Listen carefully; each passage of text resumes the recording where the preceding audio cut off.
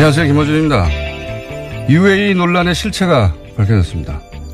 이명박 정부 시절 김태형 전 국방장관이 UAE와의 비밀 군사 협정을 실토했습니다. 유사시 한국군 자동 개입을 약속했다는 겁니다. 비밀리에 한 이유는 섣불리 국회로 가져가면 안 될 것 같아서. 자동 개입까지 약속한 이유는 어차피 UAE는 전쟁이 일어나지 않는 나라니까. 또 실제로는 국회 동의 없이는 파병할 수 없으니까.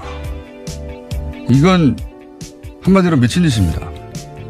헌법상 국회 비준이 필요한 조약을 몰래 협약 형태로 체결해 국회와 국민을 속였고 또 실제로는 국회 비준 없인 파병할 수 없는 것인데도 협정을 맺어 UAE에게도 사기를 친 거죠. 더 황당한 건 이 일을 자신이 책임지고 했다는 태도입니다. 1400년 넘는 순위 시아파 갈등을 자기가 해결할 수 있습니까? 중노동쟁을 자기가 막을 수 있답니까? 뭘 어떻게 책임집니까? 그리고 대통령은 몰랐다는데 이게 말이나 되나요? 군 통수권자인 대통령도 모르게 군의 파병을 결정합니까? 그건 구태타죠. 도대체 말이 되는 소리를 해야죠. 국가 안보를 그렇게 중요하게 생각하는 보수 정당, 보수 매체들은 이 사태에 뭐 하고 있습니까? 이명박 전 대통령과 그 시절 국방장관들 모두 국정조사하자고 발칵 뒤집어져서 뒤로 나자빠질 일 아닙니까 이거? 다들 어디 갔나요? 김어준의 궁금증이었습니다.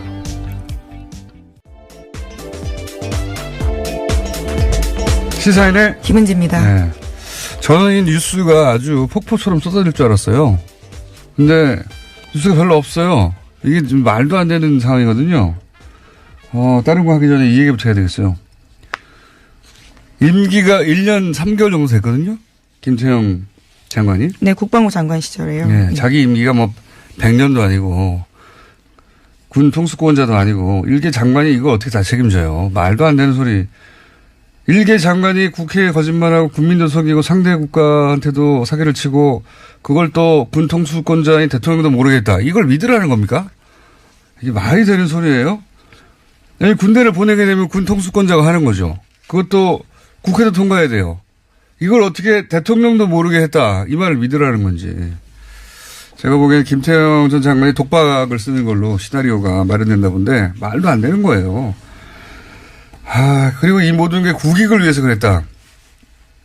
국익이 뭡니까? 돈이에요, 돈. 여기서 말하는 국익은.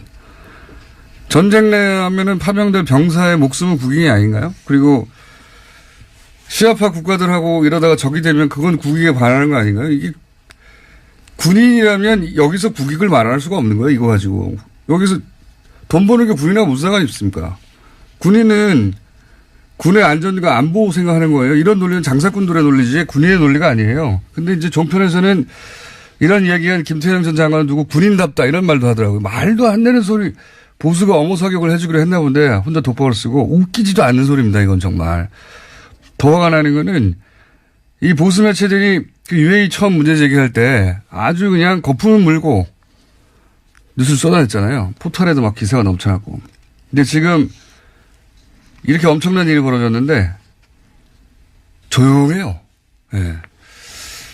아주 비관합니다. 지금 미디어 환경이 이런 수준입니다. 전 아침이면 기사가 아주 폭포수좀 쏟아질 줄 알았더니 없어요. 예. 아주 나쁜 놈들. 첫 번째 뉴스가 뭡니까? 네. 먼저 이 소식부터 전해드리겠습니다. 어제 남북 고위급 회담에서 북한 대표단의 평창 동계올림픽 파견 등이 합의됐습니다. 또 군사적 긴장 상태를 해소하기 위해서 군사당국 회담을 개최한다는 데도 합의했습니다. 남북은 이런 내용을 포함한 3개 항에 공동보도문을 채택했습니다. 이건 또 해설은 저희 정세현 전 장관이 또 기다리고 계시기 때문에 그때 자세한 해설을 들어보도록 하겠습니다. 하여튼 뭐 예상보다 빠른 속도로 이것저것 합의되고 있다. 물론 뭐 아직 합의되지 않고 있는 부분도 있고 그거 걸림돌이 되는 부분도 있겠죠. 이제 군사적 문제라든가 이런 건. 네, 그래서 2차 고위급 회담의 개최 시기와 장소 등은 추후 판문점 연락 채널을 통해서 협의하겠다라고 밝힌 바가 있습니다. 알겠습니다. 정세현 장관과 함께 의미나 내용을 짚어보기로 하고요. 자세한. 관련 뉴스가 또 있는 게 있습니까? 예, 북한이 어제 남북고위급 회담에서 서해군 통신선을 개통했다라고 밝혔습니다. 그러면서 이는 최고 수뇌부, 그러니까 김정은 북한 노동당 위원장의 결심에 따른 것이다라고 설명했는데요.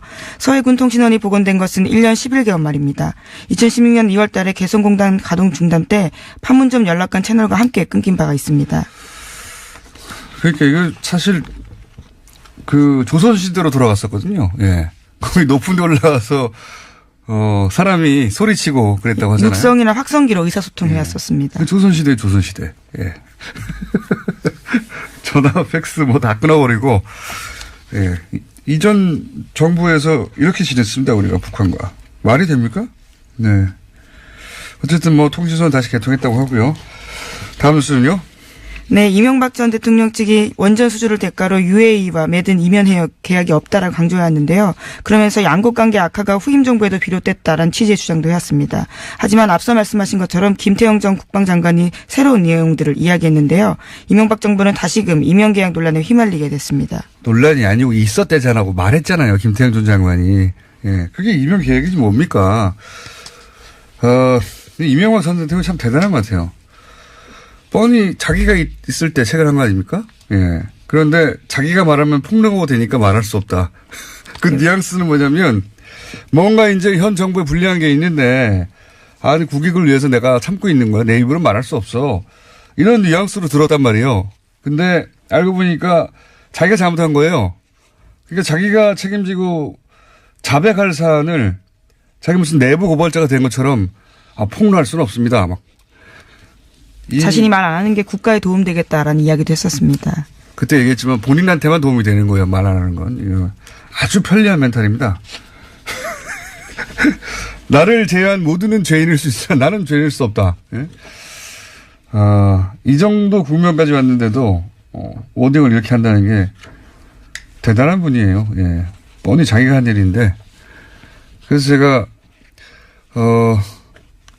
그 이명박 전 대통령의 그 화법을 제가 뭐라고 그랬더라? 유체에 있던 화법이라고 제가 말한 적이 있는데 대단한 분입니다. 네. 그때 폭로는 자백. 나는 자백할 수 없어. 그럼 감옥 가 이런 이야기였던 거죠. 예. 어쨌든 이렇게 되면 이제 자유한국당은 할 말이 없어지는데 할 말이 없어져야 되는데 뭐라고 또 하긴 합니다. 계속. 예. 예, 뭐 어제는 침묵했습니다. 애초에 원내대책회의가 예정돼 있었는데요. 열리지 않았습니다.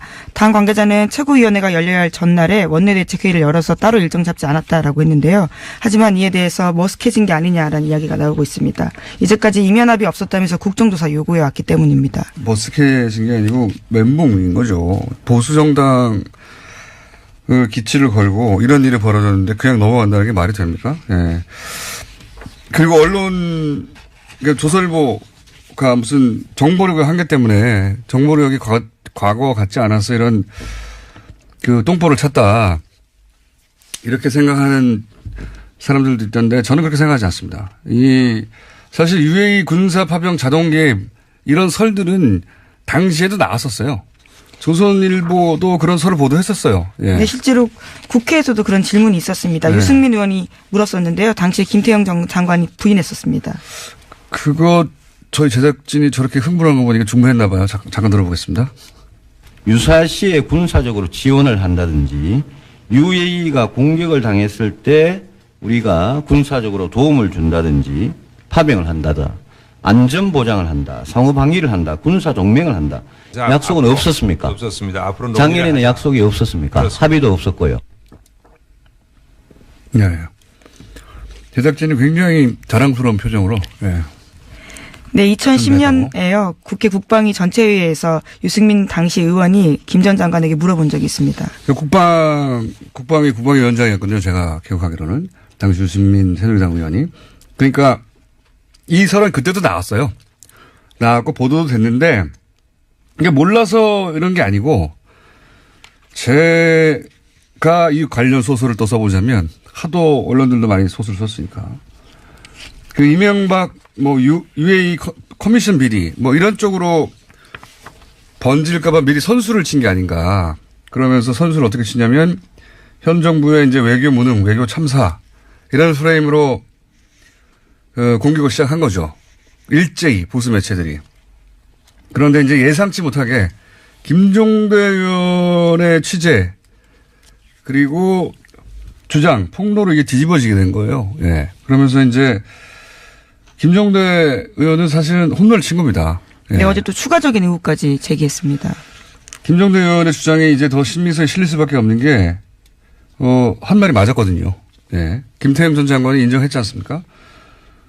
그러면서 UAE 국면이 일거에 뒤집어진 거예요. 정보력이 부족해서가 아니라 보수 매체들이 일치 단결해서 그렇게 만들어 버리려고 한 거죠. 그런데 이제 이런 사실이 튀어나오게 되고 그러면서 뒤집어지면서 이게 의도대로 안 흘러간 거지 몰라서 그랬던 게 아니다. 알고 그랬다. 저는 그렇게 생각합니다. 자, 다음 순요. 네, 유승민 바른정당 대표도 어제 자신의 입장을 밝혔는데요. 문재인 정부와 한국당이 서로의 약점을 덮기 위해서 비밀스럽게 담합하는 것으로 보인다라고 주장했습니다. 그러면서 이에 대한 국정조사 계속하자고 주장하고 있습니다. 유승민 대표는 뭐랄까요. 예. 분명히 이제 공부도 많이 하고 합리적인 분이고 그런데 본인의 세계관이나 상상력을 벗어나는 일이 발생하면 이렇게 레코드판 튀듯이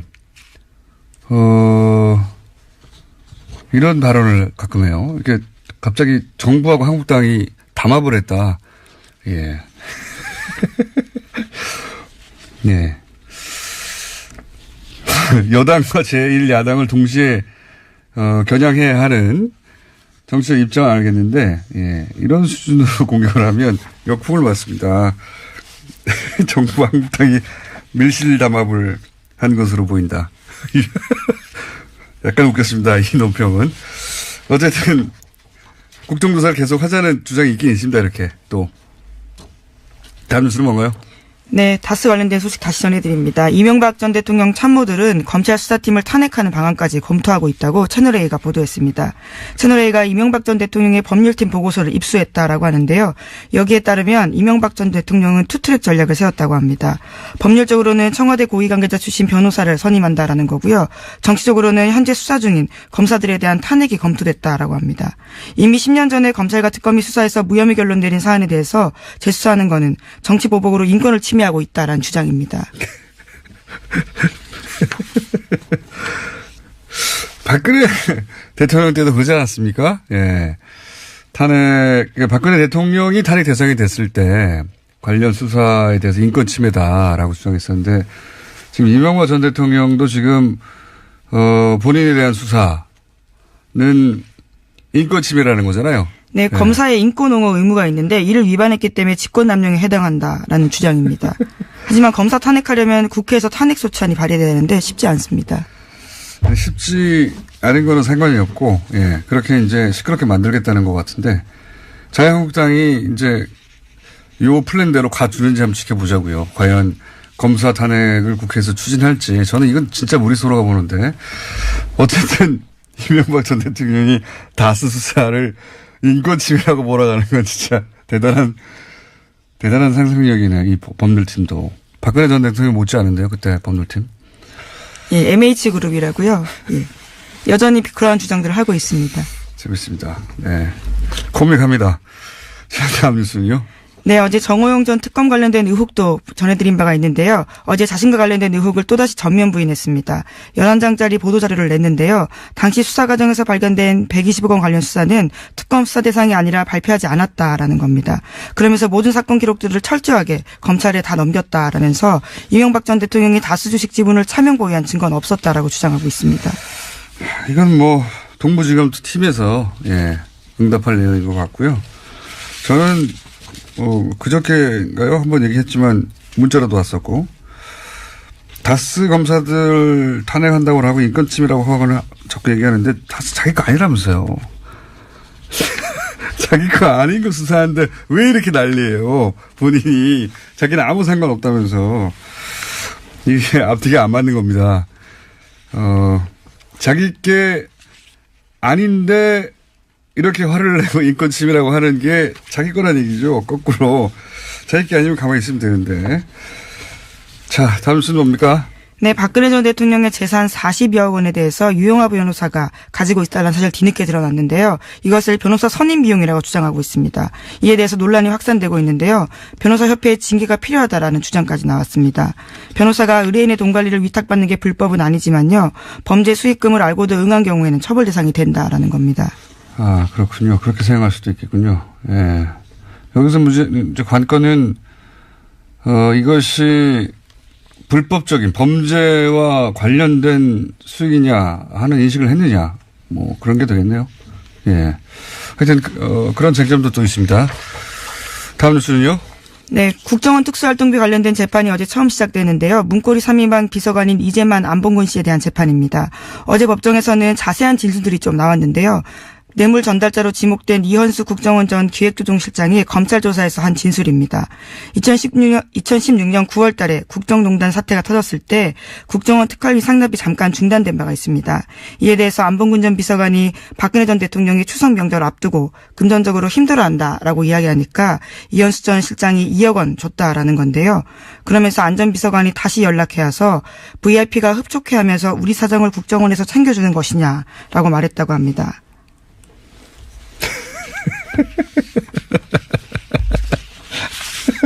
자기가 달라고 했으니까 국정원이 어쩔 수 없이 주는 거죠. 우리 사정을 국정원이 챙겨주는 것이냐. 이게 말이 되는 소리입니까? 아, 당시 청와대는 제정신이 아니었어요. 지금 이렇게 나온 얘기들을 들어보면. 근데 이제 여기서 저는 포인트가 국정농단 사태가 이미 불거졌는데도 돈을 받은 거 아닙니까? 멈췄다가. 이 시점에 최순실 씨가 독일에 갔어요. 그때 돈 달라고 했을 거라고 저는 봅니다. 그거 챙겨주려고 한 게 아닌가. 저는 그런 생각이 드네요. 그게 아니라면 이렇게 사태가 벌어졌는데도 그래서 멈추고 있었는데 갑자기 돈을 이 시점에 달라고 추석 때 너무 고생하는 직원들 챙겨줘야지 이런 마음이 갑자기 들었다는 건 전 믿을 수가 없고요. 그거는 그런 이유가 아니었을까. 최순실 씨가 간다고 하니 챙겨주려고 했던 게 아닐까. 저는 그런 추정을 해봅니다. 자, 다음 순요. 네, 지난 2012년 대선의 막판 쟁점으로 부각됐던 NLL 대화록 유출 사건 여러 차례 말씀드린 바가 있는데요. 이 사건은 연금유죄 사건으로 남게 됐습니다. 검찰이 문건 유출자를 사실상 지목했지만 기소, 그러니까 재판에 붙이지 못한 건데요. 어제 검찰은 김태호 전 기획관을 증거불충분으로 불기소 처분하면서 이례적으로 유출이 강력하게 의심되나 기소할 정도로 증거가 충분하지 못하다라고 밝혔습니다. 김관진 전 장관, 임관빈 전 실장, 김태호 전 기획관으로 이어지는 이 사이버 사령부, 그러니까 군의 정치 개입 관련은 사법부가 석방하고 기각해서 막았단 말이죠. 예.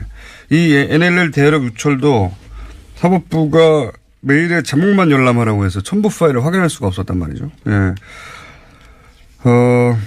사법부 결정에 이것도 막힌 거예요. 예. 사법부의 일부 판사들은 두고두고 이 문제에 대해서 예, 다시 되짚으며 문제 삼아야 된다고 저는 봅니다. 예.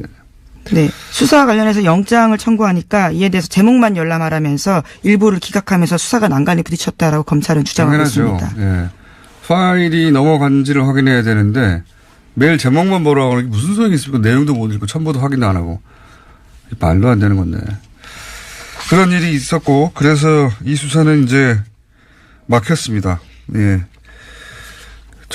공소시효도 끝나버렸고요. 그래서 이제 연금이제라고 하는 건데, 연금이제는 아니고 유출한 거죠, 여기서. 다 아는데 법적으로 처벌하지 못하게 생겼다는 거죠. 자, 오늘 여기까지 해야 될 것 같습니다. 시간이 다 돼서. 네, 그러시죠. 네, 허락해 주셔서 감사하고요. 예. 시사인의 김은지였습니다. 감사합니다.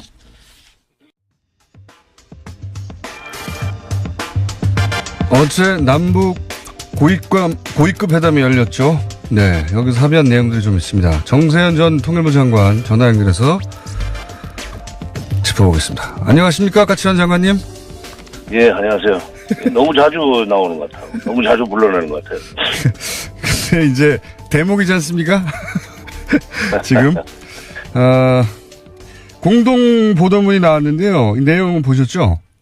봤습니다. 예, 이거가 이제 전문가가 보기에는 이게 잘 된 겁니까? 좀 해설해 주십시오. 총체적으로는 잘 됐죠. 우선 올림픽 뭐 선수단 대표단 참가하는 문제는 실무회담을 하기로 했으니까 그건 앞으로 이어져 나갈 거고 예. 그다음에 군사회담을 하기로 합의를 했습니다. 군사회담은 우리가 작년 7월 17일 날 제안했던 거죠. 예. 이제 비로소 시작이 된 건데 적십자 회담은 지금 거론되지 않은 건 조금 아쉬운 점이 있지만 그래도 한술밥에 첫 술에 배부를 수 있습니까? 그다음에 또 앞으로도 고위급 회담을 필요하면은 또 열기로 했으니까 예. 남북 간의 대화의 어떤 모멘텀은 지금 확실하게 조성이 됐다 이렇게 봐야죠. 근데 파견한다고 하는 대표단을 보니까 뭐 태권도 시범단도 있고 응원단도 있고 예술단도 있고 굉장히 대규모더라고요. 좀 대규모죠. 예. 그쪽에서는 대대적으로 이렇게 해서 좀 뭐랄까 평화 분위기, 화해 분위기를 좀 띄우자 하는 그런 우리 쪽에서도 많은 대표단 장관님 화장실 있습니까 혹시? 아니 어디 울리는 데는 들어가서 화장실 아니고 근데 우리 쪽에서도 많은 대표단이 좀 와줬으면 좋겠다는 얘기를 처음에 했기 때문에 네. 이제 근데 또 그 경비 지원 문제도 뭐 잘 비켜나가겠죠. 또 유엔 제재 결의에 제재에 뭐 위반된다 하는 또 비판도 나올 수 있지만 예. 미국에서도 그건 그러지 않도록 잘 협조하겠다고 그랬으니까 예. 전반적으로 잘 된 것 같아요. 네. 보시기에 요거는 조금 나중에 문제가 될 수도 있겠다. 혹은 뭐 그런 지점은 없었습니까? 그 비핵화 문제를 처음에 우리가 처음에 제기를 했는데 그때는 경청했다고 설명이 나오지 않았어요? 네네. 네. 첫 회담에서는. 예. 근데 마지막에 아마 그 종결회의 예. 마지막 끝나는 그때 저쪽에서 강력하게 아마 반발을 했다. 이제 소식들이 흘러나오고 있는데 아마도 평양에서 모니터링을 하고 있던 평양 그 지도부에서 예. 그 마지막에 종결회의에서 강력하게 문제 제기를 하라 하는 쪽지가 들어왔을 거예요. 쪽지가 아니라 그때는 뭐 전화죠. 전화로 지시가 왔을 거예요. 지금 그 남부 고위급 회담은 평양과 지금 청와대에 각각 실시간으로 전송이 되는 거죠. 그렇죠. 우리 예. 쪽에서는 우리 쪽에서 하는 경우에는 우리는 화면까지 볼 수 있고, 화면으로 보고 있고. 예. 북쪽은 소리만 들어야죠. 대신, 소리만. 예. 북측 지역에서 하는 경우에는 우리는 또 소리만 듣고, 북측은 뭐 화면도 보고, 그렇게 시설은 되어 있습니다만은, 예. 아마도 처음에 전체 회의, 개막하는 전체 회의 때 제기한 비핵화 문제를 제기한 데 대해서, 대꾸하지 않은 데 대해서 아마 질책이 좀 있었고, 종결회의 때 그걸 리성건 조평통위원장에 강하게 반발했다는 이제 소식이 흘러나오고 있는데, 여기 앞으로 우리 국민들은 비핵화 문제에 대해서 어떤 식으로든 간에 언급이 되고 거론되기를 바라는데, 예. 북한은 처음부터 그걸, 차단하려고 하는 거다. 이건 미국 간에 하는 거지, 남북 간에 할 일이 아니다 하는 식으로 신뢰를 하면, 여기 조금, 어려움이 될 수 있죠. 그 전에 저도, 핵 문제에 대한 언급을 공동 보도문에 넣기 위해서, 예. 합의문 만들 때, 공동 보도문 합의할 때, 전체 그 협상 시간에 한 4분의 3 정도는 그쪽에다 할애를 했어요. 그래봐야 아주 긴가민가 내지는 아주 포괄적인 그런 표현밖에 그러내지 못했지만, 이게 앞으로, 애매길 거립니다. 애매할 것이다. 제가 이제 갑자기 이제 사이드지만 궁금한 것이 이렇게 고위급 회담을 하면 항상 남한에서 하면 우리가 영상을 보고 북한에서 하면 우리가 오디오를 동시에 듣고 이런 식으로 진행됐습니까? 과거에도? 예, 그렇군요. 그러면 지금 그 회담 내용은 그러면 우리 쪽에서는 누가 듣고 있는 거죠? 청와대의 대통령을 비롯한 NSC에서 듣고 있는 거. 네, NSC 멤버들 듣고, 대통령도 이제 궁금하면 이제 와서 보실 거고. 그렇군요. 통일부도, 장관이 여기 나가 있으니까, 통일부는 이제 회담본부에 그게 있죠. 회담본부에 있으니까, 통일부 장차관 이외의 간부들, 특히 이제 회담본부장, 보고 회담 전략 그 팀들은 앉아서 듣고 보고 그리고 구속 대책을 세우죠. 중간중간에 그러면 뭐 연락이 가서 그건 이런 식으로 정리하라든지 그건 이렇게 하라든지 그런 지시가 내려오기도 합니까? 겪어보셨으니까. 예, 우리는 잘 안 해요. 우리는 잘 안 하는데. 회담 수석 대표한테 상당히 많은 권한을 주기 때문에 아하. 위임을 하기 때문에 근데 북쪽은 좀 그게 청청시야로 위에 있어서 예. 중간에 쪽지 들어오는 경험을 중간에 쪽지가 들어오는 걸 몇 번 경험했어요. 저는 북쪽에서 그럼 회담을 하건 우리 쪽에서 하건 간에. 그럼 태도가 바뀌거나 뭐 말을 바꾸거나 아니면 뭐 근데 갑자기 어조가 바뀌거나 무슨 말을 바뀌거나 이런 경우가 있었죠. 그렇군요. 이 군사 당국 회담 개최를 합의했는데 뭐 그 보수 매체에서는 이게 진짜다. 그러니까 결국 북핵 문제를 해결하지 못하는 비핵화를 하지 못하는 이 대표단 파견 그러니까 올림픽 참가가 무슨 의미가 있느냐까지 극단적으로 얘기하는데 이 군사 당국 회담 개최가 올림픽하고 무관하게 앞으로도 계속 되는 겁니까? 그건 몇 번 더 할 것 같아요. 올림픽은 이제 패럴림픽까지 포함해도 3월 중순이면 끝나잖아요. 그렇죠. 얼마 안 남았는데. 예. 근데 이제 이번 봄에 훈련은 연기하기로 했으니까 예. 그 회담 기간 중에 올림픽 기간 중에는 군사회담이 한반도 비무장지대 내에서의 군사적 긴장 완화하는 그쪽에 초점을 맞추겠지만 그 올림픽이 끝나고 나면 아마 한미연합훈련과 관련돼서 경론이 좀 있지 않겠는가 그런 생각입니다. 올림픽이 끝난 이후로는. 예. 근데 그때는 이제 본격적으로 그거 가지고 실내기를 할 거예요. 그리고 우리가 이제 설 전에 이 남북 이산가족 상봉 상봉을 좀 하자고 했는데 이건 북한은 왜 안 했을까요?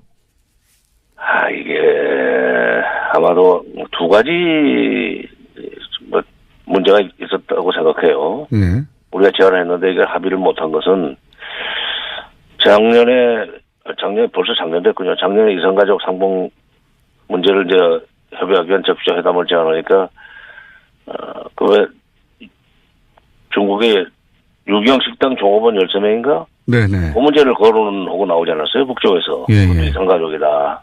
그러니까 그 문제부터 먼저 해결하고 이산가족 회담으로 넘어가든지 상봉 행사라든지 해야 된다는 얘기를 했는데 그 얘기를 또 꺼냈을 가능성이 있고 또 하나는 북쪽에서는 그게 이제 국정원의 공작이라고 주장하고 있죠. 예.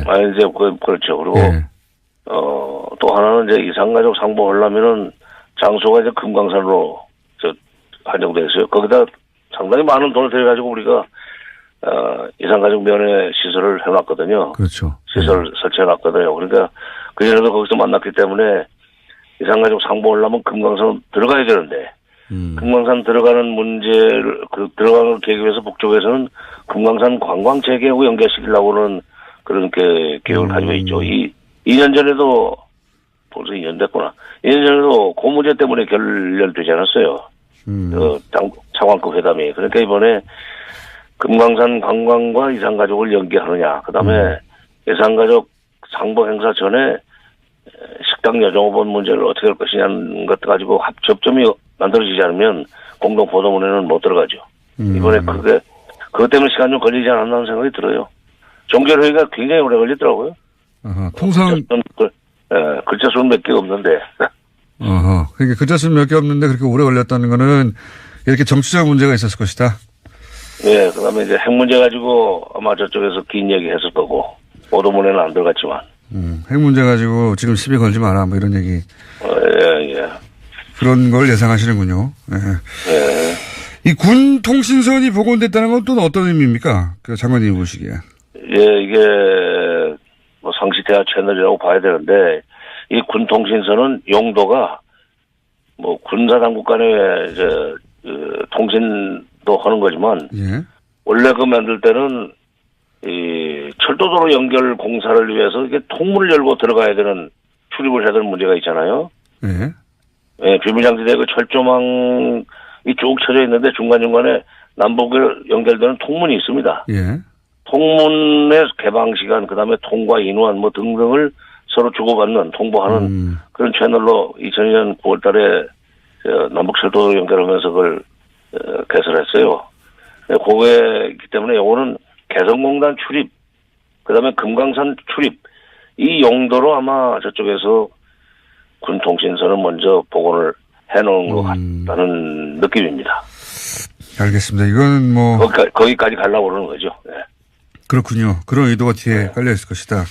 네. 이건 진짜 북한 전문가 아니면 알 수 없는 내용이네요. 장관님, 오늘은 여기까지 하고요. 또 모시겠습니다. 아니 너무 자작하다 하면은 예. 이 정치자들이 싫어해요. 네. 앉으라고 재밌습니다. 예. 앉으라고 재밌는데 장관님 이상으로 이거 해주실 분이 없어가지고. 근데 제가 새벽에 끼웠나 봅니다. 죄송합니다. 예. 오늘 여기까지 하겠습니다. 정세현 전 통일부 장관이었습니다. 이명박 박근혜 정부 시절 자원외교 4대강 엄청난 세금이 들어간 예산이 들어간 사업들이죠. 그런데 이 사업들에 관한 기록물이 거의 없다. 문재인 정부 들어서 처음으로 공공기관 기록물 실태조사를 진행한 한국국가기록원 이소연 원장님 전화 연결했습니다. 안녕하십니까? 안녕하세요. 네, 반갑습니다. 오랜만입니다. 예, 보고 싶었습니다. 네. 그러니까 못 보지만. 네, 기억하실지 모르겠는데 작년에 뉴스공장에 출연하셔가지고 박근혜 정부 시절 청와대 문서 관리 엉망이다. 예. 그런 얘기를 해주셔가지고 큰 웃음을 주셨었는데 그런데 국가기록원장에 취임하셨더라고요. 일단 축하드리고요. 고맙습니다. 공무원이 아닌 민간인이 수장이 된 건 처음이라고 제가 들었는데 맞습니까? 맞습니다. 46년 만에 처음입니다. 대단한. 그런데 민간인이 수장이 됐으니까 그 공무원들의 시각이 아닌 민간인으로 꼭 하고 싶었던 일들 평소에 전공의도 하셨고 그런 일들이 있었지 않았겠습니까? 제일 중요한 게 국가기록원에 대한 정부와 국민의 신뢰를 회복하는 것. 회복이라 그러면 뭐 옛날에 굉장히 가졌다가 뺏긴 것 같은데 그 신뢰를 쌓을 틈이 없이 지난 10여 년간 이런저런 일을 겪으면서 예. 무너졌거든요. 예. 그걸 세우는 게 제가 꼭 하고 싶은 일입니다. 예. 신뢰를 다시 저기다 맡기면은 되겠다. 정부 입장에서는 청와대도 그렇고 각급 공공기관도 그렇고 우리의 소중한 업무로부터 만들어진 기록을 잘 많이 생산해서 저기다 맡기면은 잘 관리해 주겠구나라는 믿음이 필요하고요. 아무데나 막 확 까지고 죄송합니다. 깐다는 게 또 나왔는데 어쨌든 뭐 지네 정권이나 뭐 힘 있는 사람이 요구하는 대로 막 휘둘리면서 다 내놓겠다 싶으면 누가 기록을 생산해서 주겠어요. 그렇죠. 네. 또 국민들 입장에서는 저 기관은 어쨌든 이런저런 큰 힘이 있어도 휘둘리지 않고 더 많은 기록이 생산되도록 뭐 이렇게 촉구 뭐 지원도 하고 감사 감독도 하고 그렇게 해서 잘 만든 기록을 잘 넘겨받아갖고 관리하고 있다가 그 내용 그대로를 법적으로든 문화적으로든 진본으로 인정할 수 있는 상태로 잘 관리하다가 국민들이 원할 때 이렇게 내놓을 기관이다라고 하는 그 실력을 또 국민들이 인정해주지 않는다면 뭐 국가에서는 엄청나게 들여서 국가기록원이 기록을 관리하다가 갖고 있던 기록에 대한 뭐 요청이 있을 때 뭐 이렇게 내놨는데 그게 원본이냐 니네 이거 고쳤지 니네 실력 없어갖고 이거 변경되도록 허용했지 이렇게 믿으면은 뭐 일하는 의미가 하나도 없는 거죠. 자 원장님 그런데 그 문제의식은 잘 알겠습니다. 네. 그런데 이제 국가기록원이 그동안 일을 잘 했는지 혹은 더 나아가서 공공기관들이 제대로 문서를 그런 기준에 맞게 생산했는지를 확인하기 위해서 최근에 자원외교 관련된 그리고 4대강 관련된 그리고 세월호 관련된 기록물이 어떻게 관리되고 있는지 실태조사를 하셨다고 제가 들었는데 어제 발표했습니다. 네. 왜 국무회의 상정되면서 왜 이쪽 그 기록물 관리가 제대로 되고 있는지 조사하기로 결정하신 겁니까? 애초에? 사실은 이런 일은 국가기록원이 그동안 계속 해온 일이에요. 공공기록물 관리법 19조에 보면 중앙기록물 관리기관의 장, 다시 말하면 국가기록원장입니다. 국가기록원장은 공공기관 기록물의 관리 상태를 정기적으로 또는 수시로 점검하여야 한다라고 하는 조항이 법에 있고요. 이 조항을 구체화하는 시행령의 별표 1에 보면 특히 주목해서 지도감독해야 될 기록물이 어떤 거냐 하면 300억 이상의 국가 예산이 투입되는 주요 정책 사업. 300억. 그다음에 국민적인 관심사가 모이는 사업. 그다음에 이제 이게 한 장짜리 굉장히 많은 조항들인데 그중에 요 세 가지에 밀접한 관련이 있는 내용을 제가 말씀드리는 거죠. 국토의 형질을 변경시킬 정도의 대규모 공사 사업. 이런 것들이 들어있습니다. 그럼 4대강에 딱 맞는 거네요. 그렇죠? 그렇죠. 그러니까 이런 거를 저희가 법에 따라서 했어야 되고 그동안 사실 안 한 것은 아닌데 국가기록원 직원이 행안부 직원이 3,000명인데 국가기록원 직원이 320명이에요. 예. 굉장히 큰 조직임에도 불구하고 저희가 이 법조항에 따라서 지도감독해야 되는 수시점검해야 되는 정기 수시점검해야 되는 대상기관이 1,500개입니다. 저희는 행안부에 소속되어 있는 소속기관일 뿐이지만 기관 이상은 저희가 감독해야 되는 대상이 되는 기관은 청와대, 입법부, 사법부를 다 망라하는 1,500개 기관이에요. 예. 그러니까 이 기관을 아무리 정기적으로 수시적으로 점검하라고 해도 일제 한 번에 매년 이렇게 할 수는 없기 때문에 그때 좀 이렇게 영역을 잡아서 할 수밖에 없고 그렇군요. 해왔던 일인데 다만 올해의 차이점은 뭐냐면은 예년에는 이렇게 점검에서 나온 결과가 충격적이라고 할지라도 그것을 이렇게 크게 문제시할 수 있는 어떤 기관으로서의 자신감 또 기관의 구조 같은 거는 없었던 것 같아요. 아무래도 행정직 문화 안에서는 일을 크게 키우기보다는 좀 조용히 자연스럽게 무마하는 이런 업무 관행이나 문화가 있기 때문에 원장님 오셔서 자신감 있게 이렇게 빵빵 터뜨리시는 거군요. 한마디로. 그렇죠. 사실 업무 자체는 제가 와서 한 게 아니에요. 저는 11월 29일 날 발령을 받았고 이 점검은 작년 원장님 알겠습니다. 그 상황은 다 알겠는데 시간이 다 지나가고 있어서 중요한 내용. 그래서 실태 조사를 하셨어요. 하셨더니 했어요. 예를 들어서 자원외교에 33조가 들어갔는데 구체적으로 석유공사 같은 경우에는 뭐 2조짜리가 4조짜리를 변했는데 300억 이상만 돼도 문서를 자세히 생산해야 되는데 이 관련 문서가 없더라 이런 발표가 있었는데. 그렇죠. 보니까 특히 이 자원외교 관련한 내용은 주요 그 투자에 관련된 결정 사항을 심의하는 리스크관리위원회가 뭐 석유공사 말고도 광물자원공사나 가스공사 같은 곳에서 다 어떤 투자의 내용이나 액수를 변경할 때에는 회의를 하도록 이런 관리위원회에서 리스크관리위원회에서 하도록 되어 있는 모양이에요. 당연히 그렇겠죠. 당연히. 예, 그런데 회의록이 생산되지 않은 경우도 있었고 가스공사 같은 경우 회의록이 아예 생산이 안 됐어요? 예, 그 횟수가 1회에서 14회, 18회에서 21회 기록 회의록이 생산되지 않았어요. 석유공사 같은 경우에는 1조에서 2조로 투자 금액을 변경하면서 그런 회의를 했다고 하는 기록은 있는데 그 왜 회의할 때는 회의 자료라는 걸 만들잖아요. 안건별로. 그렇죠. 그 안건에 대한 자료가 기록물로 등록되어 있지 않아요. 그러니까 회의를 했다는 것은 있는데 어떤 논의상을 거쳐서 이렇게 투자 금액을 늘렸는지에 대해서는 기록이 없는 거죠. 1조가 더 들어가는 회의인데 회의 내용이 없는 거군요. 네.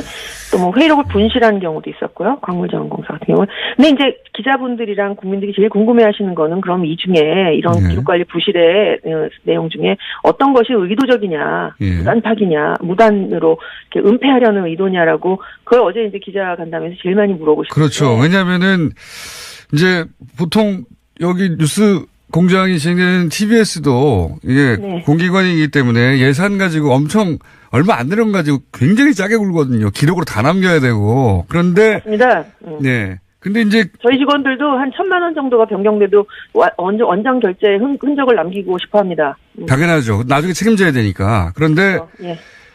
1억도 아니고 10억도 아니고 100억, 1000억도 아니고 조가 변경되는데 아무런 기록이 없다는 건 이건 상식적으로는 도저히 이해가 안 가거든요.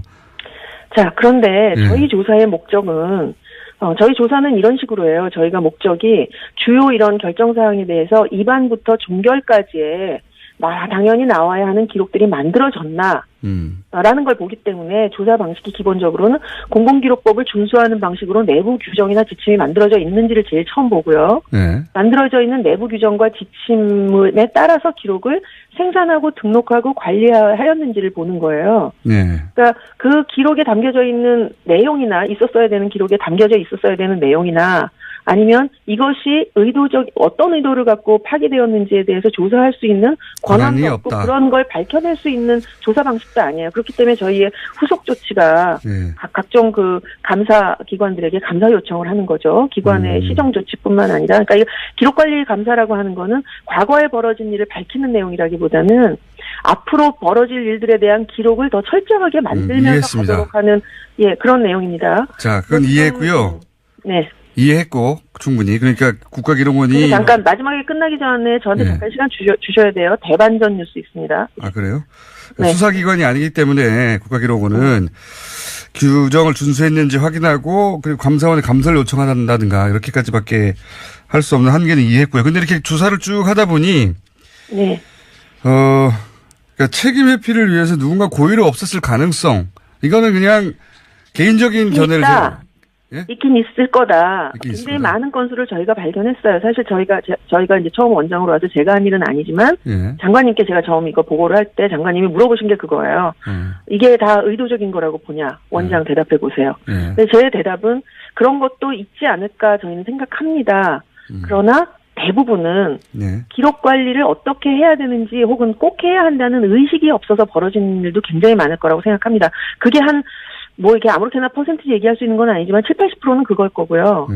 근데 이렇게 민감한 아주 거는 소량이. 예. 이렇게 민감한 거면 의도적으로 없앴다고 의심받을 만 하지 않습니까? 충분히.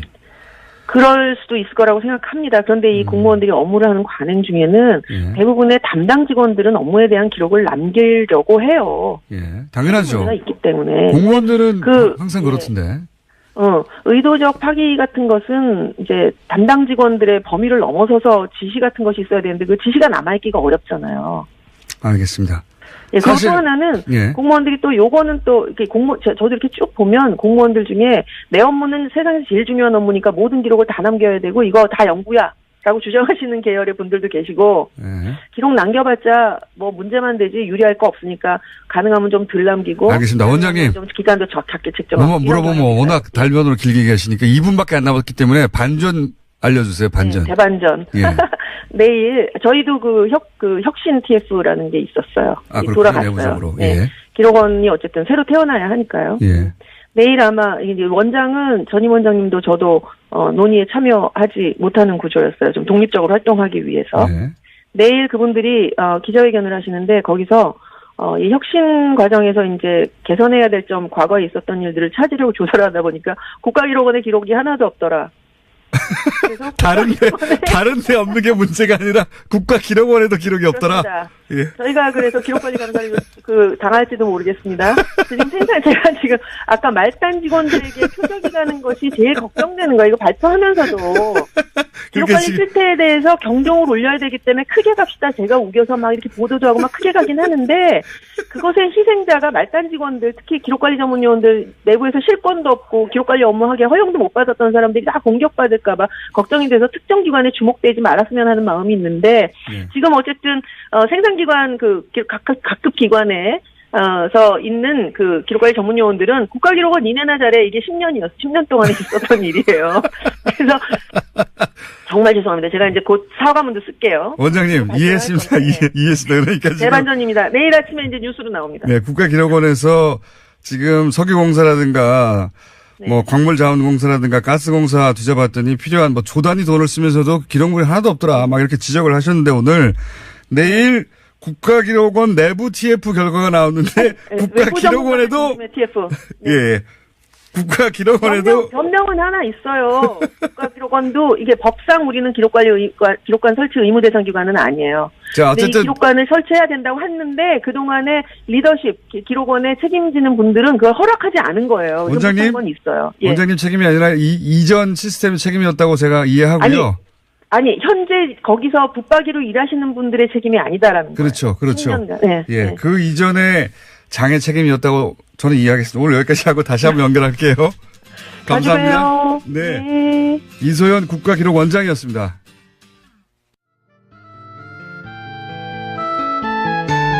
노르가즘 정의당 노회찬 원내대표 나오셨습니다. 안녕하십니까? 안녕하십니까? 자, 정의당 김종대 의원이 네. 홈런을 쳤어요. 홈런. 네. 거의 말로 홈런에 가깝습니다. 이건 사실. 지금 뭐 보수 매체들이나 언론들이 그렇게까지 부각을 안 시켜줘서 그렇지 사실상 말로 홈런이에요. 이거. 그 한 달 동안 시끄럽던 UAE를 한 방에 날려버리는 예. 이 정도 성과를 냈는데 본인 주장대로 비호감도도 또 높아서 그렇게까지 인정을 못 받고 있는 느낌입니다, 이게. 애초에 이게 그 모 보수 언론에서 예. UAE 아랍에미리트와 사이에 큰 문제가 발생했고 그것은 현 정부가 예. 탈핵 정책을 썼기 때문에 예. 그래서 그간에 이제 원전 수출하기로 한 원자력 발전소를 갖다가 건설하기로 한 계약 자체를 갖다가 무효화하려고 하고 있다는 말도 안 되는 소리를. 예. 말도 안 되는 이 주장을 펼쳤는데 그러면서 또 이걸 이명박 정권 비리 캐다가 또 그렇게 됐다고 그렇죠. 하기도 하고. 예. 그런 여러 가지를 이제 제시했는데 이걸 자유한국당이 덥석 물어가지고 네. 이 함정에 빠진 거죠, 사실은. 그래서 말도 안 되는 주장을 계속 해왔고 정의당에서는 계속 이걸 지적을 해왔고 제가 네. 또 김종대 의원의 그 주장이 가장 진실에 가깝다. 예. 군사협정 문제다, 결국. 그렇게 얘기했음에도 불구하고 이제 엉뚱한 얘기하다가 이제는 거의 사실로 확인되고 있는 상황입니다. 김태형 당사자가 네. 당시 국방장관이 했다고 하니까요. 이제 더 이상 뭐 부인할 방법도 없어요. 예. 사실 근데 이제 김태형 전 장관이 지금 군사협정의 문제다. 그리고 네. 자동 개입 조항까지 들어가 있다라고 사실 다 거의 다 시인했는데 네. 한 가지만은 여전히 큰 거짓말을 하고 있어요. 뭔가 이 모든 것이 MB가 알고 있고 MB 지시에 따라서 한 거다라는 말을 빼버리고 그렇죠. 자기가 알아서. 자기가 다 했다라는 게. 말도 안 되는 소리라고 예. 봅니다, 저도. 근데 사실 저희가 확인한 바에 따르면은 예. 이 사람이 당시 국회에서 예. 선거 같은 질문들에 대해서 우리는 그런 합의가 없다. 일체의 군사협정 비공개 협정 MOU 체결한 바가 없다라고 거짓말했는데. 그 국방부에서 거짓말했죠. 예, 거짓말했는데 지금에 와서는 이걸 갖다가 시인을 하면서 자기가 몰래 개인 차원에서 한 일이라는 그렇죠. 예. 거짓말하고 있는데 대통령도 속이고 예. 국회도 속이고 UAE도 속이고 다 속였다는 거 아닙니까? 예, 저희가 확인한 바에 따르면 이게 국무회의를 통과한 거예요. 국무회의를 통과한 예. 것이다. 국무회의를 통과한 걸 가지고 자기가 했다라고 얘기를 하는 게 말이 안 되는 거죠. 요 MOU 자체가 예. 국무회의를 통과한 겁니까? 예. 대외적으로는 비공개했지만 국무회의는 통과한 거예요. 새빨간 거짓말이네요, 그러면. 대통령, 사실 말이 안 되죠. 장관이 뭐라고, 임명직 장관이, 임명직 국무위원이 지금 헌법도 속이고 국회도 속이고 상대방도 속이고 다 대통령까지도 모르게 몰래 한다는 게 말이 됩니까, 이게? 그리고 최근에 이 사태를 갖다 푸는 과정에서 예. 송영무 장관이 아랍에미리트를 방문했고 잘 안 돼가지고 이제 김종석 비서실장까지 방문했는데 그 두 사람 방문 사이에 예. 이명박 전 대통령이 방문했어요. 그렇죠. 방문한 이유가 겉으로는 강연 때문에 방문했대요. 바레인 강연 때문에. 아니 그럼 아랍에서 지금 이명박 대통령 불러가지고 강연 들을 사람이 누가 있어요? 그렇잖아. 그러니까 자기들 수행원 앉혀놓고 강연했다면 몰라도. 예. 이거 수습하러 간 거거든요. 그렇게 보입니다. 예. 예. 그리고 이 전체 내용을 다 잘 알고 있는 사람이에요. 당연히. 예. 그런 사람이 자유한국당 홍준표, 김성태 대표, 원내대표 이런 분들이 엉뚱한 발언을 계속 해댈 때 예. 그거 말려야 될 거 아니에요. 예. 사실은 그건 아니다. 그렇게 나가면 당이 곤란해진다. 이런 얘기를 언제라도 줘야 되는데 또 그냥 묵묵부답으로 자기만 지키려고 가만히 있었던 거예요. 자기한테 유리하니까 가만히 있었던 거죠. 게다가 이런 사실이 과거에 MB 자서전에도 나온다면서요. MB 자서전에 보면은 이 아랍에미리트의 원전 건설과 관련된 계약이 예. 프랑스 사르코지 대통령이 굉장히 공을 들여가지고 예. 그쪽으로 거의 넘어가려고 했었고 예. 그때 사르코지도 군사적 옵션 예. 이 원전을 갖다가 이게 프랑스로 하여금 짓게 해주면은 프랑스가 군사적 보장을 해주겠다. 예. 프랑스 해구산 제공하겠다. 여러 가지 옵션을 세게 걸었던 상황인데 예. 이명박 대통령의 자서전에 뭐라고 돼 있는가 하면 이 문제와 관련해서 가장 프랑스의 약점은 이란이다. 이 아랍에미리트의 군사적 적대국인 이란과도 프랑스가 긴밀한 관계를 맺고 있기 때문에 그 약점을 예. 이렇게 강조해가지고 이 계약을 갖다가 우리 쪽으로 가지고 오게 만들자라는 대목이 나와요. 네. 나오는데 결과적으로는 그게 이제 군사적으로 뭘 보장해 주는지 자세하게는 얘기를 하지 않고 있어요. 왜냐하면 그거 다 헌법과 법률에 위반되는 내용들이니까. 네. 그래서 자기 군사적으로 세게 옵션을 걸어서 했다는 예. 내용이 거기 들어있군요. 네, 들어가 있고 마지막 대목에 뭐라고 나오는가 하면 그래가지고 아랍에미리트에서 예. 그 왕세자가 모하메드 왕세자가 이명박 대통령에게 당신이 계속 한국에서 집권했으면 좋겠다. 다음 선거에 또 당선됐으면 좋겠다. 이런 한국 내용을 근데 그런 얘기를 했다는 건데 그런 이제 한국 사정을 모르니까 그런 얘기 했을 수도 있겠죠. 정치 시스템을 모르니까. 근데는 그 얘기를 갖다 자기 자서전에 또 옮겨 쓰고 있어요. 자기가 이제 다른 나라에서는 한 번도 하라 그러는데 막 국내 사정상 한 번도 못했다는 그런 여운을 남기면서. 게다가 그러면 그 내용 속에 이제 소위 김태형 장관이 얘기한 것과 다르게 군사적 옵션을 세게 걸었다는 내용이 포괄적으로 들어있는 거네요, 거기에. 네. 아니, 대통령이 모른다는 게 말이 됩니까? 이게. 그러니까 대통령이 그런 이제 헌법을 위반되는 그런 내용까지도 해가면서 그 일을 갖다가 추진을 한 거죠. 그러니까 정말 나라 팔아먹을 사람들이에요. 이게 박근혜 전 대통령이 그 선회장 옮겨주마. 네. 라고 이렇게 비공개로 이제 이면 합의한 일본과의 어떤 그거보다 훨씬 더 심각한 문제입니다. 훨씬 더 심각하죠. 지금 전쟁 나면 거기에 우리 군대가 가야 되는 거 아닙니까? 네. 이런 말도 안 되는 그걸 또 그 전 국방장관이 나와가지고 이건 내가 혼자 한 거예요. 혼자 한 거고 전쟁 나도 안 가도 된다. 안 가면 되지. 간다고 해놔도 안 가면 되지 않느냐. 그럼 사기친 건데 그러면. 그걸 뭘 자랑스럽다고 얘기를 하고. 근데 저는 이제 김태형 전 국방장관이 혼자 독박 쓰기로 이제 그 그림을 그리고 나온 것 같은데 이렇게 김대현 전 장관이 독박 쓰기로 했다는 거는 이렇게 해도 법률적으로 추궁되거나 법률적으로 그 단죄할 그게 없다는 거죠. 항목이 없다는 거 아닙니까? 그렇죠? 사실 이게 헌법 60조 조약 체결에 관련된 그 헌법 규정 국회 동의를 얻도록 되어 있는 것을 완전히 위배를 한 것이고 그리고 내용적으로 보더라도 이 미국하고도 이제 군사적 자동 개입 조항은 체결하지 않은 가장 우리의 그 군사 동맹 관계 미국하고도 체결하지 않은 그런 내용을 갖다가 체결한 거거든요. 그런데 이걸 법으로 이게 진짜 현직에 있다면은 이건 탄핵감이죠. 당연하죠. 탄핵됐겠죠. 대통령으로서 이제 직권을 갖다가 남용해서 헌법을 위배한 거니까 탄핵감인데 지금 이제 뭐 물러났으니까 현직 대통령 아니면은 탄핵 대상이 아니거든요. 그렇죠. 아닌 것이 그러면 다른 법률로다가 이렇게 걸어야 되는데 이게 마땅치 않은 거예요. 그러니까 지금 김태형 장관이 저 얘기하는 것도 이렇게 얘기해도 나 못 잡아간다 메롱 이런 얘기인 거죠. 메롱. 그런 법률 검토를 거쳤으니까 이제 비로소 나와서 이런 얘기를 하는 거겠죠. 그렇죠. 만약에 이런 얘기를 해서 본인이 법적 처벌을 받을 거라는 걸 알고 있다면 혹은 그런 조항이 있다면 못 나왔겠죠. 그리고 자기가 독박 쓰는 걸 안 했겠죠. 그렇습니다. 근데 지금 전 장관이 군 통수권자도 모르게 자기가 군대 파병 문제를 다 계약을 체결해서 나 혼자 이런 말도 안 되는 소리를 하고 있지 않습니까? 정말로. 그걸 그냥 또 보수 언론들은 그냥 그대로 실어주고 있어요. 국익을 위해서 어쩔 수 없었다는 뉘앙스로. 말도 안 되는 소리인데 이거 어떻게 해야 됩니까? 열이 받아가지고 정말. 사실 이 문제는 이미 뭐 수습 단계에 들어섰습니다만은 이제 이런 일들이 다 좀 지나간 후에 한번 차분하게 우리 아직도 여전히 이제 그 양국 간의 관계이기 때문에 민감한 문제 사안에 대해서 밝히지 못할 부분들이 아마 있을 거라고 저는 생각해요.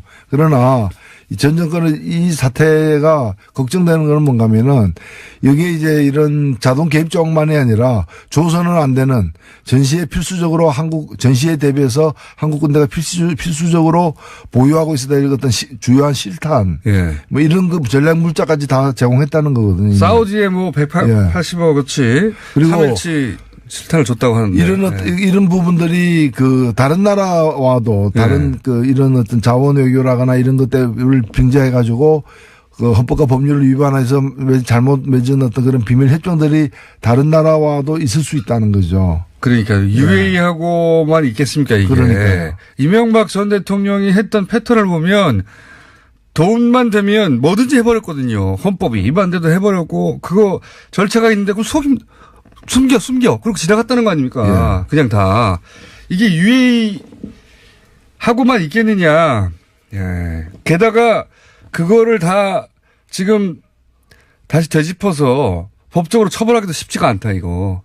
근데 분명하게 법적으로 처벌하지 않고 넘어가면 대통령일 때 안 들키기만 하면 이래도 된다는 게 되는 거 아닙니까? 그래서 지금은 당장에는 사태를 악화시키지 말아야 되기 때문에 좀 봉합하는 차원으로 지금 끝내고 있지만 사실 뱃속에 그 수술용 가위나 거즈 이런 것들은 들어가 있는 채 봉합된 거예요, 이게.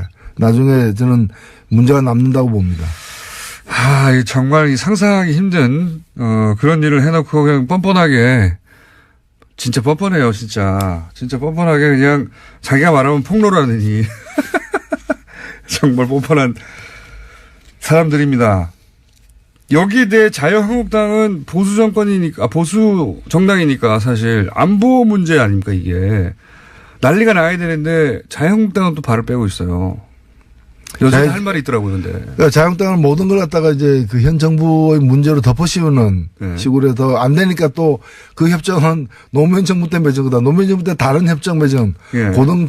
그 비행기 그 고동훈련기와 관련돼서 이제 양국의 군사협력에 관련된 이제 이미 공개된 예. 조선일보가 그렇게 물타기에 나왔죠, 하고, 그렇게. 그거다 뭐 이런 식으로 이제 네. 제 정신이 사실 아니에요. 제정신. 외상후 스트레스 뭐 증후군 같은 좀 상황이. 조선일보가 앞장서가지고 물타기 한 겁니다, 그거. 예. 그렇습니다. 예. 뭐 군사협정 나오니까 노무현 시절에 이미 군사협정 맺은 거다. 그거 노무현 시절 거다. 뭐 이런 식으로 물타기 하다가 그것도 이틀 3일을 못 가고 지금 다 뒤집어지고 있는 셈이죠. 예. 조선일보도 정말 몰라서 그러는 게 아니잖아요, 사실. 알고도 그러는 거 아닙니까? 알고도. 예. 군사협정권이 막 커지니까 그 노무현 시절에 맺은 거라고 다른 거 들고 나와서 언론이 예. 그 좀 잘못 보도했으면 스스로 시인하고 정정하고 그런 기능을 스스로 보여주지 못한다면은 참 걱정이죠. 예. 조선일보가 그런 걸 본 적은 없고요. 예. 자, 요거 관련해서 김성태 저희 패널이었자 현재 원내대표는 임종석 실장이 왜 UAE 갔는지 하나도 소명된 게 없다. 청와대가 진실을 밝혀야 한다. 이렇게 얘기했는데 혹시 관련해 요 멘트에 대해서 하실 말씀 있으십니까? 어디 장기간 어디 갔다 온 친구가 있네. 알면서 그렇게 얘기하기 참 힘든 일인데. 그렇죠. 예. 알면서 그렇게 하기 힘든 일인데 그래도 지기니까 이런 얘기 해야 하는 거죠. 자, 동시에 또 어제 한일 위안부 재협상 한다고 했다가 재협상이 아니라 재협상은 요구하지 않고 사실상 일본의 협상은 무효화하는 뭐 그런 정도의 결정을 내렸어요. 예, 잘못된 협상이기 때문에 우리가 공식적으로 폐기한다라고 이렇게 그런 폐기 절차를 공식화하지는 않았지만 내용적으로는 폐기한 거죠. 그렇죠. 예. 폐기한 거고 그것으로서 위안부 문제는 한일 간의 미해결로 과제로 이렇게 다시 이제 확인된 셈이죠. 이게 이제 여기 대해서 뭐 정서적으로는 왜 재협상을 선언하고 강하게 비판하지 않느냐 이렇게 얘기할 수 있는데 근데 재협상 문제는 뭐 그런 주장도 재협상을 바로 해야 된다는 주장도 일리는 있지만은 재협상 한 데서 재협상이 응할 상태가 아니잖아요. 그렇죠. 일본이. 그러니까 지금 재협상이랑 넘어가면 재협상하자라고 압박하는 의미거든요. 근데 그거는 재협상 절차에 돌입하지 않더라도 기존 잘못된 합의를 폐기하는 순간 이것이 미해결 과제로 다시 등극되기 때문에 뭐 결과적으로 마찬가지라고 봅니다. 그리고 이제 재협상 요구하면서 그러면 이제 협상 파기를 선언하는 건데 그렇게 되면 아마도 일본은 이제 어쨌든 이전 우리 정부가 맺었던 거기 때문에 정부 차원에서 사인했기 때문에 협상 파기를 얘기하면서 외교전을 펼치겠죠, 그러면. 제가 보기에 박근혜 정부 위안부 문제 처리의 가장 큰 문제는 원래는 우리가 일방적으로 유리한 사안이었지 않습니까? 보편 인권에 관한 사안이었는데 이거를 국가 간의 협약의 문제로 바꿔버려서 이렇게 되면은 제3국은 토를 달 수 없거든요. 국가 간의 협약이기 때문에, 약속이기 때문에. 그러니까 보편 인권의 문제를 그렇게 국가 간 갈등 문제로 바꿔버려서 일본 전략에 넘어간 거죠. 예. 그렇게 박근혜 정부가 위안부 협상에 관련해서 우리한테 준 최대 피해가 그거라고 보는데. 누구든지 우리 편을 들 보편 인권의 문제를 양국 간의 갈등의 문제로 바꿔버린 거. 일본 전략에 넘어간 거죠. 근데 이제 지금 또 파기 선언하면 일본이 그 프레임으로 몰고 갈 거니까. 그렇죠. 예. 그래서 뭐 사실은 효과는 내용적으로는 파기된 건데 자칫 잘못하면은 수세에 몰린 일본이 국가 간의 약속이 한국에 의해서 이제 파기되었다라는 국가 간 식으로 약속 깼다 뭐 이렇게. 마치 자기들이 이제 피해자고 우리가 가해자가 되는 식으로 몰고 갈 가능성도 있기 때문에 그 빌미를 주지 않기 위한 방식이라고 저는 생각합니다. 저도 일본의 전략은 오랫동안 그거였는데 박근혜 정부가 덜컥 그렇게 해줬죠. 실제로. 뭐, 미국 정도 되면 뭐 깡그리 다 무시하고 파기해도 되는데요. 미국은 원래 그렇게 잘하니까.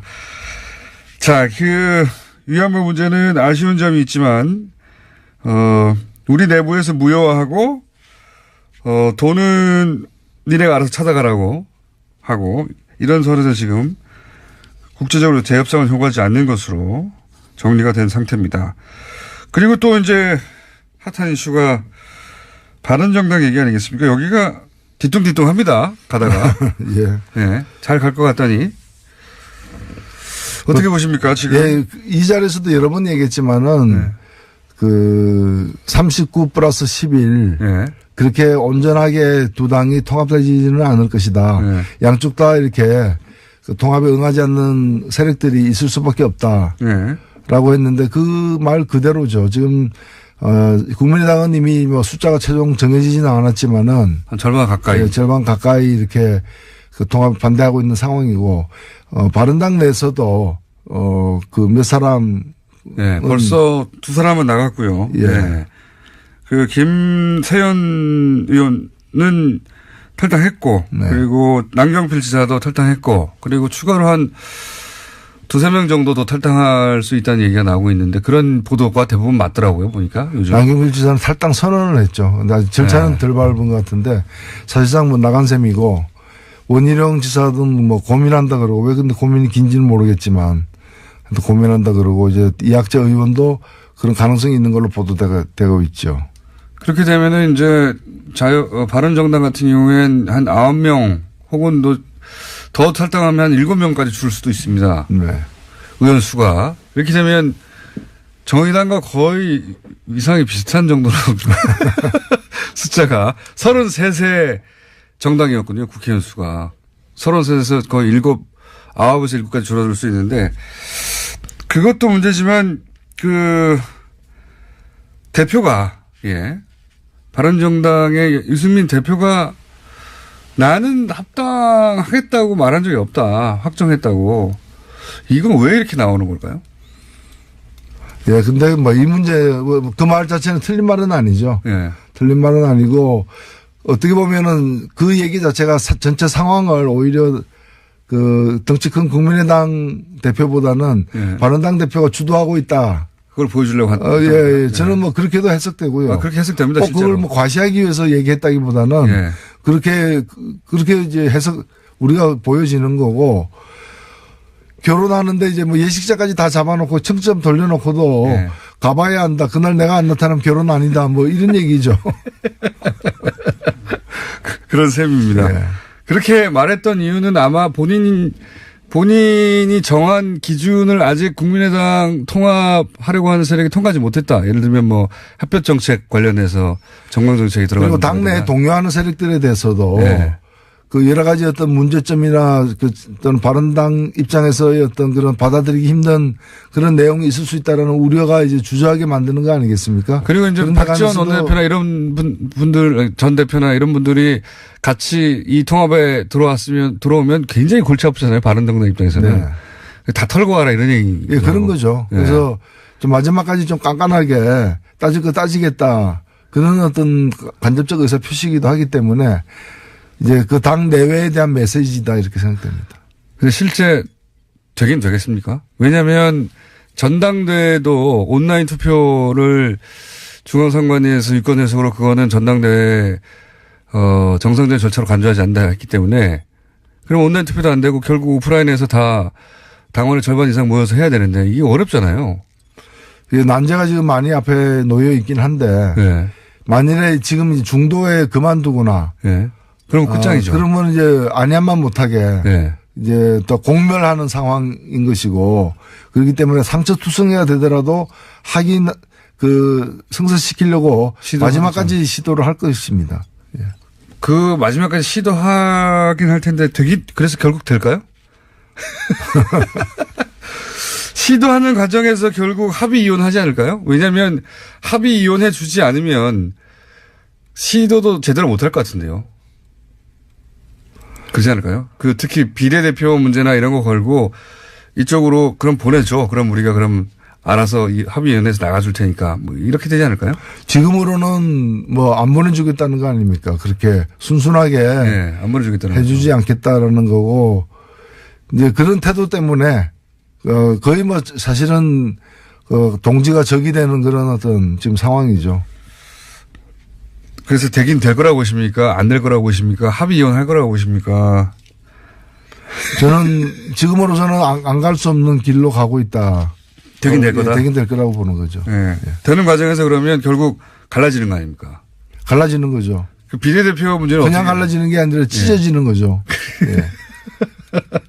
그러니까 원수가 되는 건데 이렇게 되면 사실상. 비례대표 중에 3분 정도는 나는 통합에 반대하니까 나 풀어달라, 놔달라 했다고 하는데 안 된다고 했잖아요. 그거 순순히 이제 합의하에 예. 평화적으로 이렇게 양해해 준 예가 정치권은 잘 없어요. 그죠. 예. 이럴 때는 어떻게 됩니까, 그럼? 어떻게 되는 게 아니라 혹을 달고 다니는 거죠, 이제. 예. 그러니까 반대하는 분들을 어쨌든 숫자 때문에 억지로 끌고 가가지고 통합을 해버리는. 예. 그렇게 되는 거죠, 보통은. 예. 왜냐하면 이게 또 잔류파들이 통합 반대파들이 또 무슨 교섭단체라도 된다거나 예. 이렇게 되면 낭패기 때문에 예. 숫자를 줄이려고. 예. 그 숫자를 갖다 줄이기 위해서라도 어거지로 이제 데리고 다니는 이제 그런 상황이 될 수 있는 거죠. 자, 이제 남은 이야기거리는 한 가지밖에 없네요. 언론에 많이 거론됐던 것 중에 하나가 홍준표 대표가 대구로 간 것에 대해서 말들이 많은데, 이게 민주당의 홍일학 의원 지역구입니다. 거기를 갔어요. 그죠? 네. 이건 어떻게 평가하십니까? 예, 뭐 간 것 자체가 굉장히 이제 지탄을 받으니까 그렇지 않습니까? 네, 많이 지탄 받았죠. 예, 이거 뭐 엄청난 지탄 받을 수 없고 네, 내외적으로 다 그런 거죠. 당대표인데 왜 거기 갔냐고. 그러니까 그렇게 되니까 출마 안 하겠다. 그럼 출마 안 할 생각이라면 그 말이 진심이라면 가는 것도 이제 포기해야죠. 도둑이 남의 집 몰래 들어갔는데 그게 문제가 되니까 훔치지는 않겠다. 뭐 이렇게 얘기한 거 똑같은 거죠. 출마 미수 사건. 출마 미수 사건. 이렇게 본인이 생각했던 것보다 비난이 너무 많았던 것 같아요. 예, 그러면 깨끗하게 뭐 당을 살리기 위해서 대구에서부터 다시 시작하려고 했으나 오해가 많다면 굳이 그렇게 하지 않겠다라고 하면서 그게 당협위원장 신청한 것 자체를 폐기해야죠. 그래야 마땅한데 그건 그대로 하면서 출마하지 않겠다는 얘기는 이 국면을 넘기면은 다시 뭐 그렇죠. 그동안에 하도 이런 허언을 하고 그런 지방선거 때 개헌하겠다고 해놓고 지금 와서는 안 한다고 하는 거하고 그런 거죠. 2년 반 지나면 사실 기억도 못 합니다, 사람들이. 그런 거죠. 그걸 노리고 있는 거죠. 근데 왜 굳이 대구를 갔을까 싶긴 합니다. 예. 대구가 제일 안전하다고 본 거죠. 그나마 다른 지역보다. 어디 가도 떨어진다 이런 거죠. 떨어진다. 알겠습니다. 오늘은 여기까지 듣겠습니다. 최근 한 2, 3주 정도 이렇게 비유도 안 쓰시고 조용조용히 말씀하셨으니 오늘은 전투력을 다시 완전히 해보고 가셔가지고.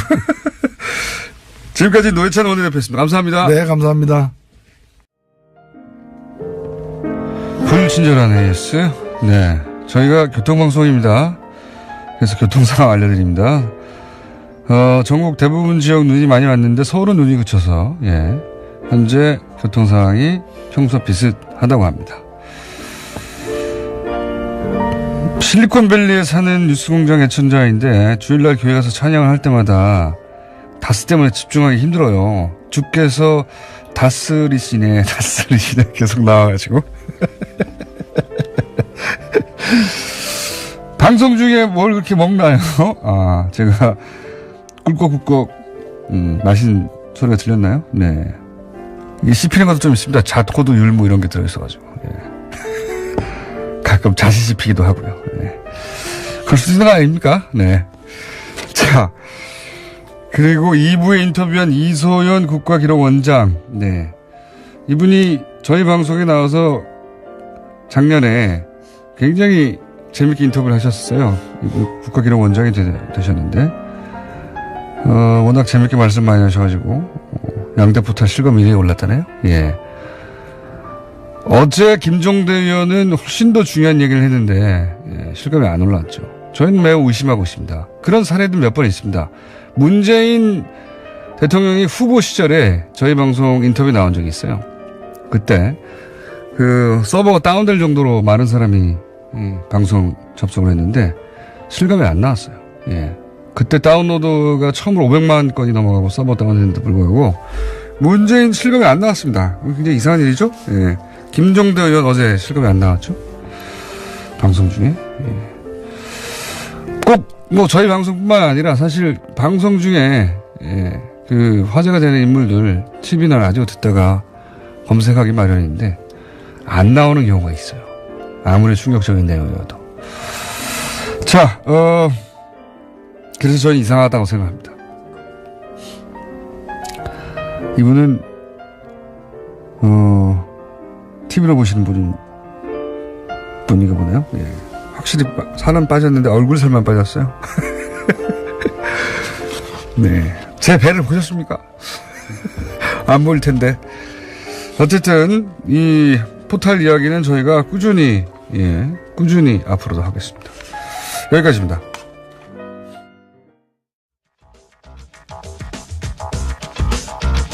시사, 과학, 그리고 개그까지인데 요즘 개그 안 한 지 오래돼가지고 시사와 과학까지만 하고 있는 원정우 씨 나오셨습니다. 안녕하십니까. 안녕하세요. 네. 개그 이거 안 한 지 너무 오래됐어요, 이거. 네, 편해요, 저는. 한참 국정농단 얘기하고 그럴 때 촛불 가지고 시작해가지고 정말 빵빵 터졌었는데. 네. 또 좀 기회를 엿보고 있긴 한데. 네. 아이템이 안 나와요? 예, 아직은 조금 좀 부족합니다. 그렇죠. 네. 무리수를 던지면 망하니까 중간에. 그렇습니다. 예. 이해는 합니다. 한번 좀 조만간 뭐 하나 좀 해주시길 바라고. 자, 오늘 아이템은 뭡니까? 왜 재작년에 우리나라에 와서 평지 풍파를 일으키고 갔던 그 알파고. 알파고? 그죠. 이세돌? 예. 그때. 현재까지 인공지능을 이긴 유일한 인류로 남아있는, 예. 그렇습니다. 유일한 인류로 아마 끝으로 남을 것 같은데. 네, 앞으로는 더더욱 이기기 힘들겠죠. 예, 이제는 뭐 완전히 불가능하다고 보시면 되고. 그 알파고의 뒷얘기 근황이 있는데. 네. 이거를 의외로 잘 모르시는 것 같아서. 이세돌의 근황이 아니라 알파고의 근황이요? 네, 저는 뭐 이세돌 구단은 관심이 좀 없고요. 네. 알파고가 어떻게 살고 있나 그 얘기를 좀 드리려고 하는데 그 당시에 이제 4대1로 승리를 거뒀잖아요. 알파고가. 그렇죠. 딱 한 번 이겼죠. 네, 이세돌 구단이 한 번 이기고 당시에 이 대국 전에 저희가 그 프로 구단하고 팟캐스트를 한 적이 있었어요. 네. 어떻게 전망하느냐. 네. 그때는 인간이 이긴다고 그랬죠, 다들. 이분이 말씀하시기를 인간이 한 번만 져도 인간의 패배다라는 그 비장함 이런 거를 갖고 말씀하시다가 대국이 진행되는 동안에는 인간이 한 번만 이겨도 인간의 승리다. 라고 이제 얘기가 바뀌는. 예. 왜냐면은 알파고가 그 정도 실력인지 몰랐죠. 그렇죠. 아무도. 이제 대국하는 걸 보니까 이거는 그게 아니다. 이런 걸 실감을 하시고 이제 그렇게 말씀을 하신 거죠. 어쨌든 그렇게 그리고는 이제 떠나갔습니다. 알파고는. 네. 그런 다음에 어떻게 됐느냐. 중국 커제하고 붙는다고 그랬지 않았었나요? 그렇습니다. 그게 이제 작년 여름이었죠. 작년 커제가 5월. 처음에는 뭐 자기가 이긴다니 하다가 다 대국이 그 이세돌 구단과의 대국이 끝난 다음에 자기가 해도 질 거다고 말을 바꿨죠. 네. 네. 그래서 그까지만 기억합니다. 그렇습니다. 그래서 결국 2017년 5월에 커제하고 커제 구단하고 커제 구단이 이제 세계 랭킹 1위였죠. 하긴 했어요? 예, 세 차례를 붙습니다. 아. 물론 커제 구단이 3패를 하죠. 네. 그리고는 이때 커제 구단이 눈물을 흘립니다. 대국 중에. 왜요? 화장실 갔다 와서 이렇게 우는데 보면 이제 그 나중에 인터뷰한 거 보면 져서가 아니고 이길 수 없어서 이길 수 없다는 걸 알아서 울게 됐다. 너무나 냉정하고 너무 잘하고 그래서 눈물을 흘리고 그렇다고 왜 울어요? 그 젊은 친구잖아요. 20살인가 뭐 그렇게 좀 그러다 보니까 아무래도 네. 분해서 울었다면 모르겠는데. 그래서 당시에 커제 구단의 스승이었던 분이 이제 노인 어른신이 옆에 계시다가 알파고 하는 걸 보고 알파고는 프로 20단의 실력인 것 같다. 프로 20단. 네. 그러니까 이제 그 입신의 경지를 넘어섰다는 얘기를 한 거죠. 여기까지는 그래도 조금 좀 알려져 있습니다. 네. 그 다음에 어떻게 됐어요? 네, 그 다음에 더 이상은 바둑은 필요 없다. 거기까지 제가 아는데. 예, 그래서 뭐 바둑계에서 은퇴한다는 이야기가 나오고 뭐 이런 얘기가 나왔었는데 바로 몇 달 후인 10월에 구글 딥마인드의 이 허사비스라는 사람이 있잖아요. 네. 이 양반이 이제 네이처에 다시 논문을 씁니다. 네. 뭐냐면 알파고 제로라는 새 버전이 나왔던 거죠. 여기서 알파 고가 바둑을 의미하는 고는 거니까 바둑이니까. 바둑 은퇴 다 안 한 이겼는데 겁니다, 아직. 은퇴 안 하고 또 네. 제로가 나왔어요? 그렇습니다. 이건 뭐냐면 누구랑 붙어요? 이제 붙을 사람이 없는데? 스스로하고 싸웁니다. 알파고 내부에서. 알파고끼리 붙는데 네, 알파고 그 이전 내부에서. 알파고 버전을 알파고 제로는 이기는군요. 그렇죠. 일단은 이 알파고 제로의 차이가 뭐냐면 그 전에 알파고들은 전부 이제 인간의 기보 수천만 건을 참고를 해서 예. 그걸 가지고 바둑을 배웠잖아요. 그래서 확률적으로 이기는 수를 찾아내서. 그렇죠. 근데 알파고 제로는 기보를 하나도 안 받습니다. 바둑 규칙만 가지고 스스로 학습해서. 스스로 학습해서 바둑 실력을 읽어내는 거죠. 그리고 기존에 알파고가 붙였더니 알파고 제로 이겼다는 거예요? 그러니까 이게 설명을 좀 드려보면 네. 알파고 제로는 기보 하나 없이 규칙만 가지고 바둑을 독학하기 시작한 72시간 만에 72시간 단 만에. 72시간 만에 이세돌을 이겼던 버전이었던 네. 알파고 리예요. 그게 버전이. 네. 대결에서 100전 100승을 기록합니다. 야, 이거 무서운 지경이에요. 이 속도가. 아니, 이게 무서운 게 알파고는 어쨌든 사람이 했던 거를 학습해서 그렇죠. 사람보다 훨씬 놀라운 속도로 계산해내서 이긴 거라고 치면 네. 이거는 원리를 가르쳐 주니까 스스로 습득해버린 거 아닙니까? 스스로 습득해서 스스로하고 바둑을 많이 두면서 연습을 한 거죠. 그러면서 인간이 축적해왔던 노하우가 아니라 자기 논리로 인간에 축적되어 있던 그걸 넘어서버린 이거는 그렇습니다. 무서운 상황인데요, 이건 좀. 예. 72시간 만에 네. 100전 100승을 기록하고 그 다음에 40일 동안 2,900만 판을 두고요. 혼자서. 혼자. 네. 그런 다음에 세계 랭킹 1위 커제 9단을 3대 0으로 꺾은 버전은 알파고 마스터거든요. 네. 얘하고 또 붙어서 100전 89승 11패. 역시 꺾어버리죠. 야, 이거 무서운 상황인데. 네. 그리고 40일 뒤에는 그동안 존재하지 않았던 바둑의 새로운 정석들을 발견해 내놓기 시작합니다. 그거는 사람이 도달할 수 없는 영역인데 그렇죠. 아무리 세월이 지나도 그렇죠. 이거는 그러니까 이제 오싹하죠, 좀. 인간 지능으로 바둑으로 한정돼 있긴 한데 인간 지능이 도달할 수 없는 지점을 도달해버린 거잖아요. 이미. 그렇습니다. 그러면 이게 다른 영역으로 가면 이거 장난 아닌. 그래서 이제 오늘 그 얘기를 좀 드리려는 건데. 예, 외국 영화에 나오는 SF 그 컴퓨터가 이제 인간을 지배하는 이게 그만해야 될 것 같아, 알파고. 그래서 알파고 제로는 어쨌든 인간 지식의 한계에 얽매이지 않았다.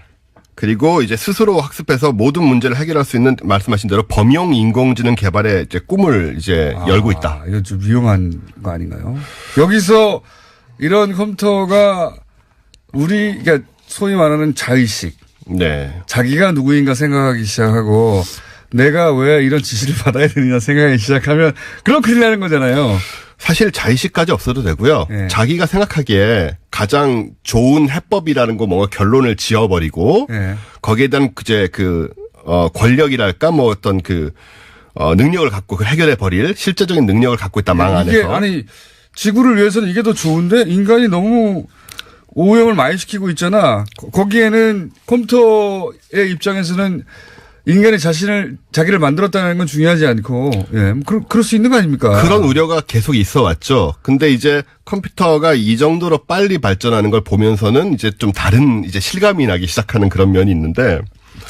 그게 곧 자의식이죠, 사실은. 네, 자기가 스스로 인간의 명령 없이 판단해버리는 게.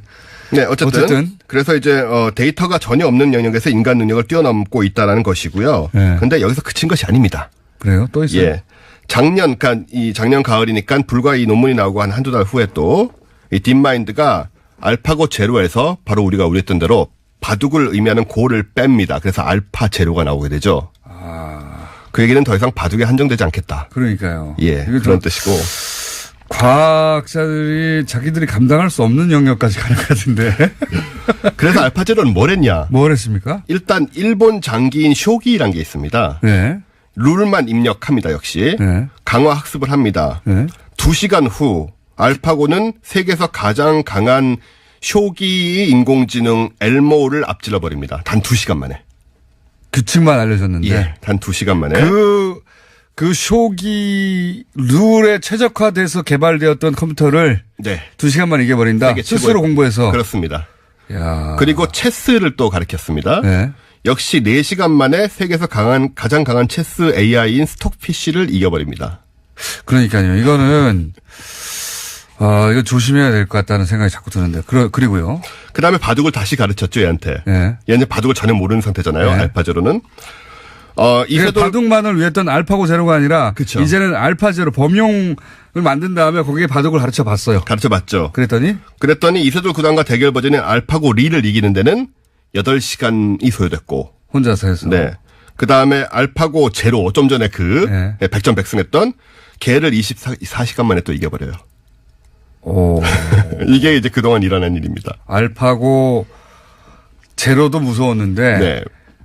바둑에 최적화된 게 아니라 범용으로 만든 다음에 알파 제로 네. 그걸 바둑을 한번 가르쳐 봤더니 또 바둑에 최적화됐던 AI를 또 이겨버렸다. 24시간 만에 터미네이터 이겨버렸다. 나오겠어요 진짜로.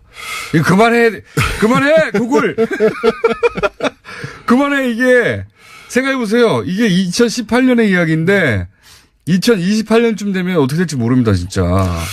그러니까요. 지금 알파제로는 좀 다른 AI하고 비교해서 좀 어떤 느낌이 있냐면 사람처럼 사고하는 양상이 보여요. 왜냐하면 원래 스톡피쉬나 엘모나 이런 다른 앞에 그런 컴퓨터들은 굉장히 많은 경우의 수를 뭐 초당 몇 천만 개씩. 그렇죠. 사람보다 빨리 계산하는 거 아닙니까? 그거는. 그렇죠. 예. 대체적으로 이제 그게 중요한 건데 그렇게 초당 7천만 개, 뭐 3,500만 개 이런 식으로 이 체스 컴퓨터 같은 것이 계산을 할 때 알파제로는 8만 개만 봅니다.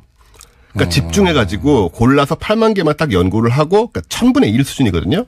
모든 경우 수를 따지는 게 아니라 본인이 그렇죠. 판단해서 꼭 필요한 계산만 한다. 네. 그게 집중을 하고 거기에만 집중을 해서 계산을 하고 그래서 하나하나에 대한 생각이 길어지는 거고 결국은 사람처럼 생각이 길어질수록 결과물의 질이 향상되는 그런 모습을 보이고 있다. 이게 이런 바둑이나 체스 말고 지금까지는 다른 분야 어디에 적용됐는지 아직 안 나왔죠. 알파고는 아직 그걸 하고 있지 않은데요. 알파 제로. 예, 알파제로는 아직 하고 있지 않은데 어쨌든 이걸 보면 이제 거의 상당부 게임 상황을 넘어서서 굉장히 많은 것에 범용화할 수 있지 않을까. 그리고 그걸 목표로 하는 건 분명하고요, 구글이. 이제 범용화라는 거는 이런 얘기잖아요. 알파제로가 세상 온갖 일에서 답을 찾아내 보려고 할 것이다. 그렇겠죠, 당연히. 그래서 뭐 우리 인류 문명의 문제들 있지 않습니까? 뭐 경제, 범죄, 병, 뭐. 교통, 행정 뭐 5만 가지 문제가 있는데. 네, 특히 질병 같은 경우는 먼저 투입해보겠죠. 그렇죠. 그래서 인간 대신 효과적인 답을 찾아낼 가능성이 매우 커졌죠, 이제는. 우주 비행 뭐 이런 거. 네, 이제 우리 인간만이 할 수 있는 생각이 있다 이런 거는 바둑으로 이미 깨진 거니까 그런 이제 여러 가지 판단을 하려고 들 텐데 우리 문제가 뭐냐면요. 이 알파제로가 어떤 이유로 답을 제시하는지 그걸 우리가 알 수가 없습니다. 이 특성상. 그렇겠죠. 예, 우리의 머리와 우리의 능력으로는 알파제로가 예를 들어서 아주 엉뚱한 뭐 제가 예전에 했던 얘기인데 뭐 소행성의 지구에 이제 막 날라오는데 거기에 대한 해법으로 우린 별 생각을 다 하지 않겠습니까? 미사일 쏘고 뭐 예. 그런 거 얘기하잖아요. 그래서 알파제로가 전혀 엉뚱한 얘기를 할 수가 있잖아요. 예를 들어서 뭐 자유의 신성을 없애라. 그럼 우리로서는 전혀 이해가 안 되지만 네. 얘는 뭔가 이유가 있으니까 말을 했을 건데 그 이유가 있으면 우리는 사람한테 물어볼 수가 있지 않습니까? 네. 무슨 이유냐? 우리는 얘한테 물어볼 수가 없습니다. 이해할 수도 없고. 거기에 그런 상황들이 벌어졌을 때 우리의 한정된 논리와 상식을 믿을 것이냐, 우리의 무능을, 아니면 항상 문제를 해결해왔던 이 컴퓨터를 더 신뢰할 것이냐, 이유도 모르면서 따라갈 것이냐, 이런 문제가 멀지 않은 미래에 곧 등장할 거라는 거죠. 뭐 그것도 그렇지만 저는 그거보다 더 근본적으로 사람이 다 통제할 수 있다고 하는 오만이 있는데 네. 항상 인간이 이제 크게 망할 때 통제할 수 없는 걸 인간이 만들어내고 있는 게 아닌가 싶다는 거죠. 근본적으로 점점. 그렇죠. 사실 SF 같은 그런 우려가 드는 것도 사실이고, 네. 그래서 뭐 스티븐 호킹이나 뭐 앨런 머스크 같은 사람들은 인공지능 이거 그만해야 된다. 저도 이런 그런 얘기를 하고 생각이 있습니다. 듭니다. 네. 왜냐하면 인간의 지능이 도달할 수 없는 영역까지 이미 가서 이미 갔죠. 특정 분야지만 네. 이미 가 있는데 이걸 인간이 통제할 수 있다고 착각하는 순간 이걸 넓게 범용으로 적용하는 순간 큰일 날 것 같은데 아무리 생각해도. 근데 뭐 기술 개발을 우리가 또 막을 방법은 없고 계속 진행은 되네요. 잘 모르겠습니다. 또 너무 겁을 들인 게 아닌지 또 걱정도 되고. 아니 근데 실제 실제 벌어지고 있는 일이니까요. 네. 자, 요거는 이제 잘 모르는 원종우 씨 얘기니까. 인공지능 진짜 전문가를 모시고 한번 얘기해 봐야 되겠네요. 네. 여기까지 하겠습니다. 원종우 씨였습니다.